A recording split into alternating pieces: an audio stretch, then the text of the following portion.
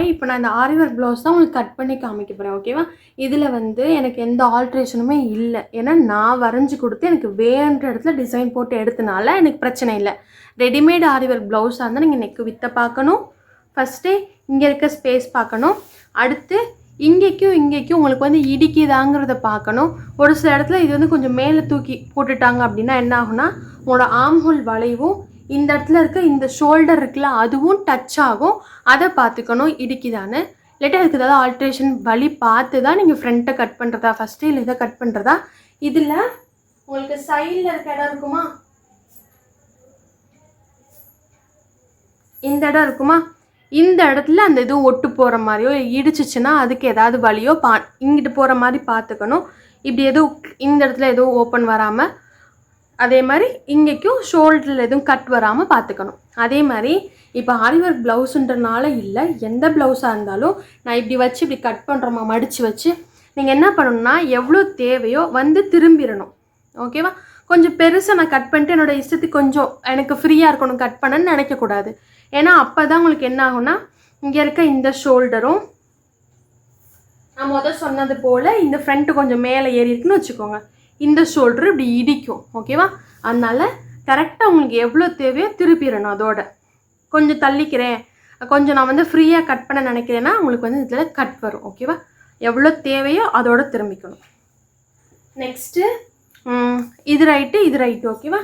அடுத்து நம்ம என்ன பண்ணணும்னா நம்மளோட ஸ்லீவை பார்க்கணும். ஸ்லீவில் வந்து நீங்கள் ரெண்டு இப்படி மடித்து வச்சு கட் பண்ணிக்கலாம், பிரச்சனை இல்லை.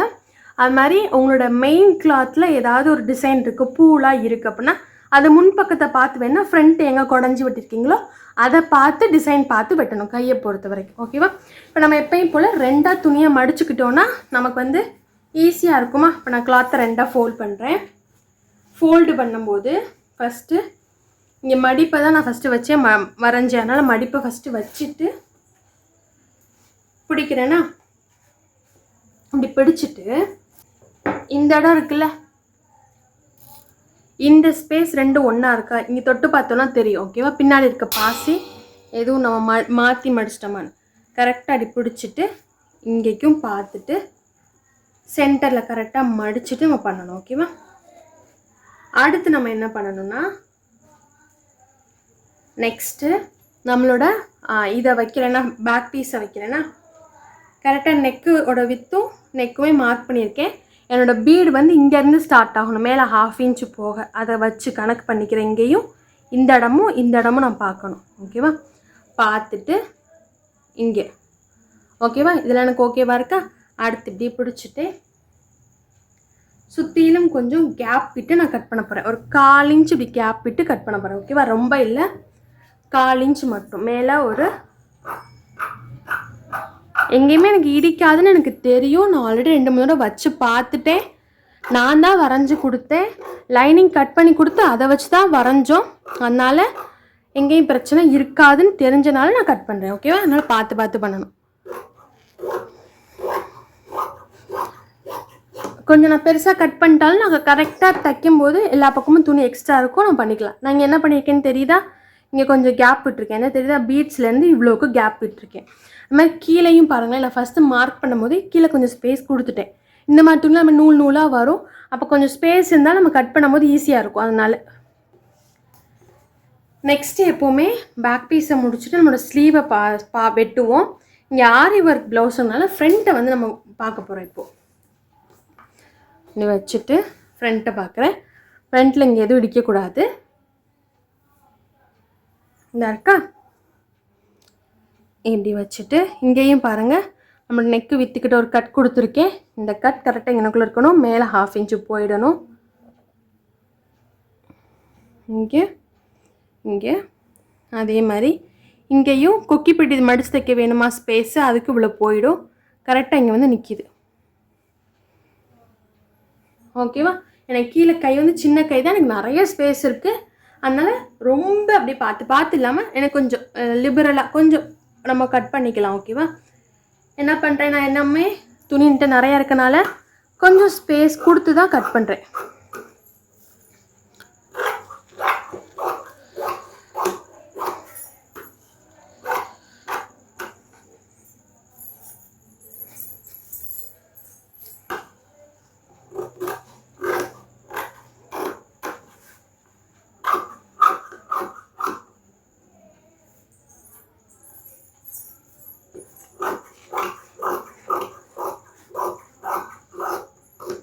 2ஆக கட் பண்ணி எடுத்தேன்னா அப்படியே எடுத்து வச்சிடுறேன்.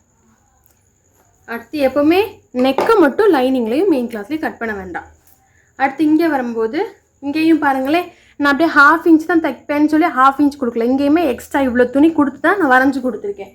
அதனால் சொன்ன மாதிரியே தான் நூல் இப்படி வரும், வந்தாலும் பிரச்சனை இல்லை. அதே போல் கை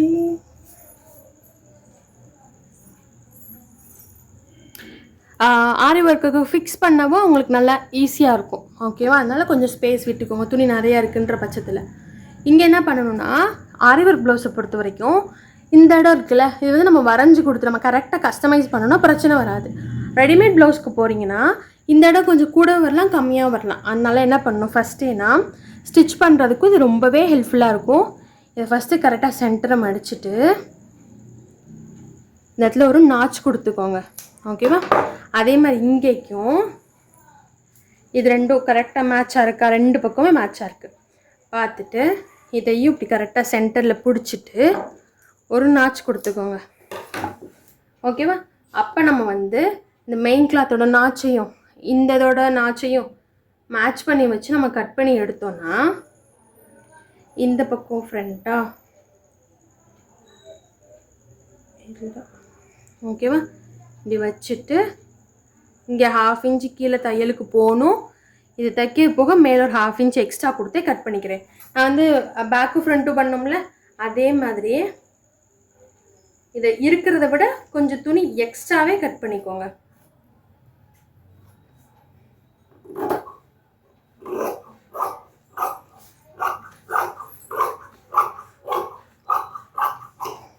வெட்டிட்டேன்னா இங்கே என்ன பண்ணுறேன்னா தைக்கும்போது இது கவனத்தில் இருக்கணும்.